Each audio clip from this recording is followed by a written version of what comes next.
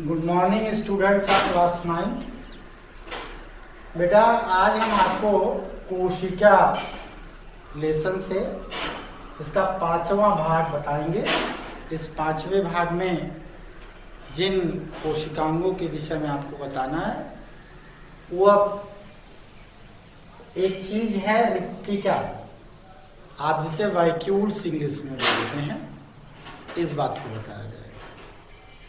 यह जो रिक्तिका होती है यह प्लांट सेल की एक यूनिक फीचर है। प्लांट सेल का साइटोप्लाज्मिक रीजन जो जीवद्रव्य का भाग होता है मोस्टली इसी से कवर कर लिया जाता है।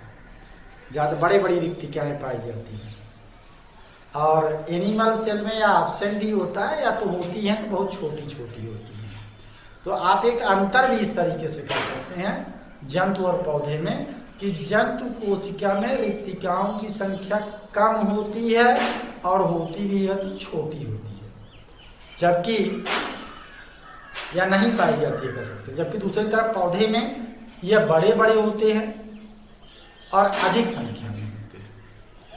तो यह जो रिक्तिका है यह गोल अंडाकार, इस तरीके से गोल अंडाकार संरचनाओं में पाया जाता है। इस रिक्तिका के द्वारा जो है आप सेल के अंदर ऑस्मो रेगुलेशन का काम किया जाता है। जल की मात्रा का उचित तरीके से बनाए रखना ऑस्मो रेगुलेशन या परासरण नियंत्रण कहलाता है। अब इस रिक्तिका के अंदर जो आप इसके चारों तरफ एक झिल्ली से ऐसी संरचना पाई जा रही है तो जिसे रिक्तिका का मेम्ब्रेन कहते हैं। आप कह सकते हैं कि यह टोनोप्लास्ट कहलाता है। जो रिक्तिका के ऊपर मेम्ब्रेन है यह टोनोप्लास्ट कहलाता है और इसके अंदर जो सैक जलीय पदार्थ है यह टोनोप्लाज्म कहलाता है। ये अंतर है टोनोप्लास्ट और टोनोप्लाज्म।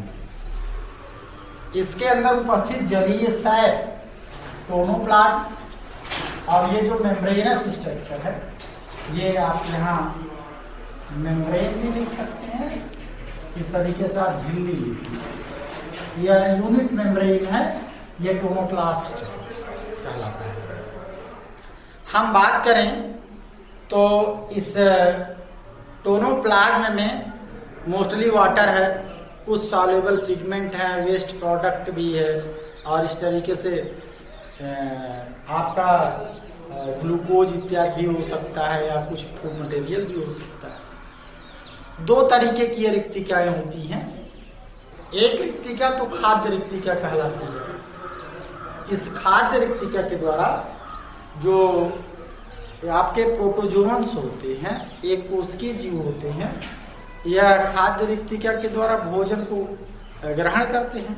मान लीजिए यह अमीबा है, इस अमीबा के शरीर में यह एक खाद्य रिक्तिका है और जब इसके पास यहाँ भोजन आता है, कोई सॉलिड या लिक्विड भोजन, तो इस रिक्तिका में इस तरीके से ये रिक्तिका मूव करके इस दीवार से जुड़ जाती है, यहाँ ये दीवार हट जाती है, ये भोजन का टुकड़ा इसके अंदर आ जाता है इस तरीके से और फिर ये इसी साइटोप्लाज्म में मूव करके इसे डाइजेस्ट करती है। तो ये खाद्य रिक्तिका की बात थी, इसने भोजन को अपने अंदर लेकर के पचाने का काम किया। अगर पैरामीशियम की बात करें तो पैरामीशियम में खाद्य रिक्तिका के साथ कंट्रैक्टाइल वैक्यूल्स भी पाए जाते हैं। ये कंट्रैक्टाइल वैक्यूल्स जो होते हैं इसके अंदर जल की मात्रा का नियंत्रण करते हैं कि कितना जल होना चाहिए शरीर के अंदर, इस बात पर वो ऑस्मो रेगुलेशन पर ध्यान देते हैं। गैसियस एक्सचेंज में भी मदद करते हैं। तो अब हम बात करेंगे कि क्या फंक्शन होता है इस रिक्तिका का, किस तरीके से ये रिक्तिका काम करती है। तो पहली बात कि जो रिक्तिका के अंदर फ्लूइड है वह सेल की टर्जिटी को मेंटेन करती है, उसके रिजिडिटी रिजिडिटी को मेंटेन करती है, दृढ़ता और उसके टारगेट को मेंटेन करने का मतलब उसके एक निश्चित शेप साइज को बनाए रखने में वो क्या करती है, मदद करती है।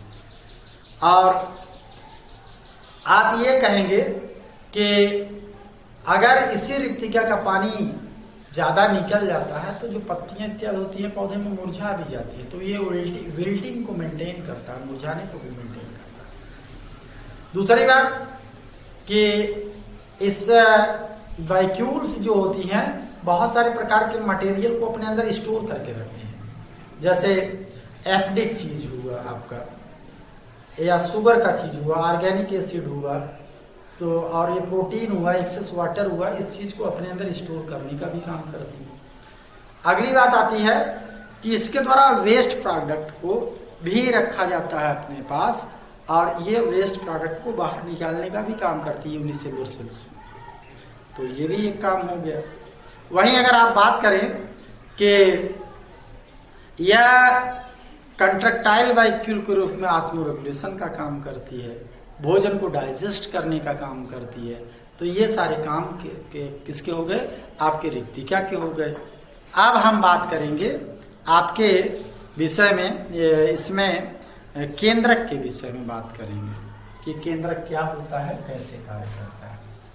आप बेटा ये जानते हैं कि जो केंद्रक है इसकी खोज सर्वप्रथम रॉबर्ट ब्राउन नामक वैज्ञानिक ने की है।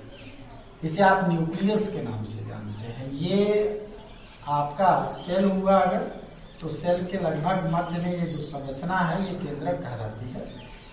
इस केंद्रक को सर्वप्रथम रॉबर्ट ब्राउन ने डिस्कवर किया, और ये कंटिन्यूअस नहीं होता बल्कि डिसकंटिन्यूअस होता है। इस तरीके से बीच बीच में इसमें छिद्र पाई जाती है। इस छिद्र को केंद्रक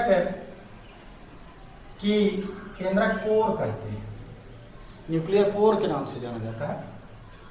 इस मेम्ब्रेन को केंद्रक कला कहते हैं, डबल मेम्ब्रेन स्ट्रक्चर है, और यहाँ इसके अंदर जो है केंद्रिका है, और इसके अंदर जो सैप है वो आपका केंद्रक रस न्यूक्लियर सैप के नाम से जाना जाता है, और इसमें थ्रेड लाइक स्ट्रक्चर पाई जाती है, जिसे आप क्रोमैटिन का थ्रेड कहते हैं, जो कोशिका विभाजन के दौरान कंडेंस होकर के छोटा और मोटा होकर के गुणसूत्र का निर्माण करता है।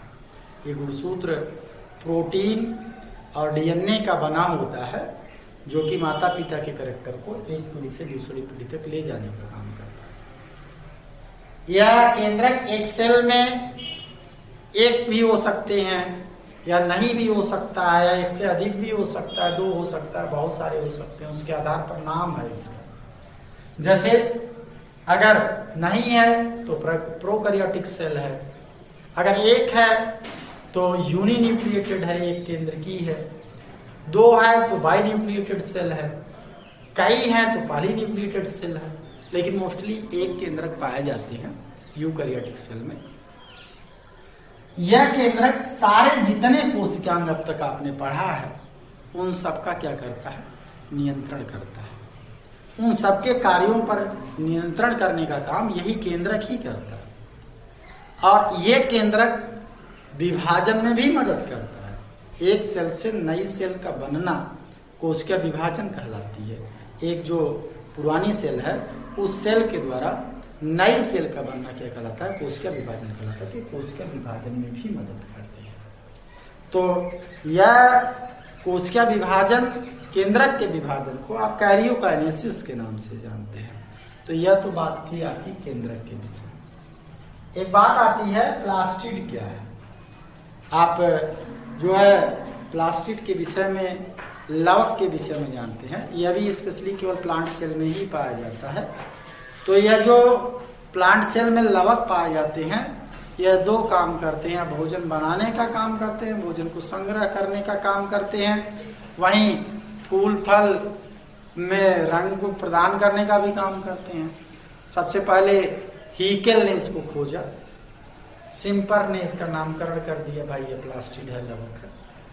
रंग के आधार पर दो प्रकार के प्लास्टिड होते हैं, एक आपका अवर्णी लवक, एक आपका वर्णी लवक। आवाड़ी लवक का काम है भोजन का संचय करना। उस भोजन के संचय के आधार पर ये आवाड़ी लवक 3 प्रकार का हो जाता है। अगर वो कार्बोहाइड्रेट का संचय करता है तो फिर वो क्या कहलाता है? ल्यूकोप्लास्ट कहलाता है। अगर वह फैट का स्टोरेज करता है तो वह इलायोप्लास्ट कहलाता है। और अगर वो प्रोटीन का संचय करता है तो वो प्रोटीनोप्लास्ट कहलाता है। वर्णी लवक 2 प्रकार का होता है। एक वर्णी लवक हो गया, उसी में एक हरित लवक होता है। आप हरित लवक के कारण प्रकाश संश्लेषण की क्रिया होती है, जिसके कारण पत्तियां हरी दिखती हैं, पौधे का जो भाग हरा दिखता है वो सब के सब किसके कारण? हरित लवक के कारण होता है। तो ये सारी बातें होती हैं। आप प्रकाश संश्लेषण के प्रोसेस को जानते हैं कि हरे पौधे जो होते हैं वह सूर्य के प्रकाश की उपस्थिति में पत्ती में पर्णहरित जो है उसके साथ में प्लस कार्बन डाइऑक्साइड गैस को वातावरण से लेकर के जल से जल को लेकर के अपना भोजन बनाते हैं। तो यह क्रिया आपके किस प्लास्टिक के कारण हो रही है? हरित लवक के कारण हो रही है। वहीं तमाम प्रकार के अट्रैक्टिव फूल, आकर्षक फूल, फल, इनके बहुत ही प्यारे लगने वाले रंग जो होते हैं वो वर्णी लवक के कारण आते हैं। और एक खूबी होती है, ये लवक जो होती हैं इन लवकों का इंटरचेंज होना होता है, अर्थात ये आपस में बदलते रहते हैं। जैसे हरा टमाटर है, कभी पक करके लाल हो जाता है, तो यहाँ हरित लवक जो होता है वर्णी लवक में चेंज हो जाता है। आपकी आलू, मूली ये सब है, इसका भाग अगर मिट्टी के ऊपर आ जाता है तो फिर यह आपका क्या हरा भी हो जाता है। तो यहाँ पे आपने देखा आवाड़ी लवक हरित लवक में बदल गए। तो लवक इंटरचेंजेबल है एक दूसरे में। पकने के बाद फल का रंग बदल जाता है तो वो लवक के बदलने के कारण ही होता है। तो ये सारी बातें हो।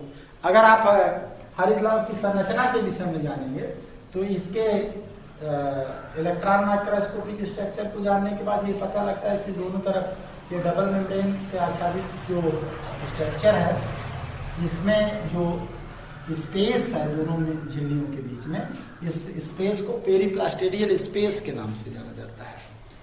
उसके बाद इसमें सिक्के के लाट की जैसी संरचना पाई जाती है। ये लाट की जैसी जो संरचना पाई जाती है, इस संरचना को आप क्या कहते हैं? ग्रेनम कहते हैं। और एक ग्रेनम दूसरे ग्रेनम से इस तरीके से मुड़ी हुई संरचना से जुड़ी होती है, जिसे पटलिका कहा जाता है, लैमेली कहा जाता है। अगर एक ग्रेनम के एक सिक्के जैसे स्ट्रक्चर को देखें तो ये थैलकार्ड्स कहलाता है। इसके मेम्ब्रेन पर बहुत सारे ऐसे पिगमेंट पाए जाते हैं जो कि क्लोरोफिल के पिगमेंट होते हैं।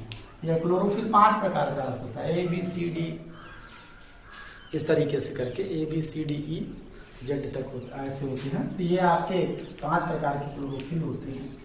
तो इस क्लोरोफिल के द्वारा ही प्रकाश को एब्जॉर्ब किया जाता है। इसमें जो जलीय पार्ट है ये स्ट्रोमा कहलाता है। इसके पास अपना भी डीएनए होता है, जिससे ये क्या करता है? अपने स्वशासित कोशिकांग बन जाता है अपने आप में। तो ये सारी बातें थी आपके इस कोशिका चैप्टर से रिलेटेड। तो बाकी बातों को इस पार्ट का हम नेक्स्ट वीडियो में आपको भेजेंगे। तब तक के लिए धन्यवाद।